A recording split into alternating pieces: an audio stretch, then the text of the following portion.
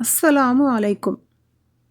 அல்லாஹ்வின் தூதர் ஸல்லல்லாஹு அலைஹி வஸல்லம் அவர்கள் கூறினார்கள், நீங்கள் ஒவ்வொருவரும் பொறுப்பாளியே.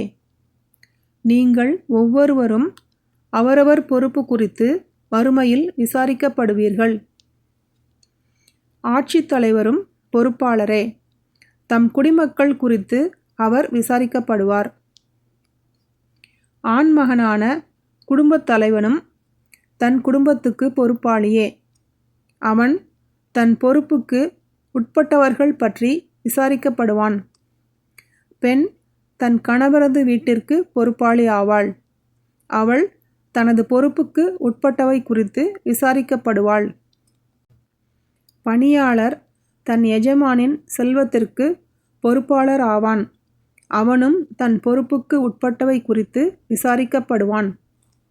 இப்னு உமர் ரலியல்லாஹு அன்ஹு அவர்கள் மேலும் கூறினார்கள், நபி ஸல்லல்லாஹு அலைஹி வஸல்லம் அவர்கள், ஓர் ஆண்மகன் தன் தந்தையின் செல்வத்திற்கு பொறுப்பாளி ஆவான்.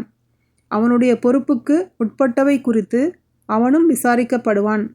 ஆக நீங்கள் ஒவ்வொருவரும் பொறுப்பாளியே. நீங்கள் ஒவ்வொருவரும் தத்தமது பொறுப்பு குறித்து விசாரிக்கப்படுவீர்கள் என்றும் கூறியதாக நான் எண்ணுகிறேன். புகாரி 893.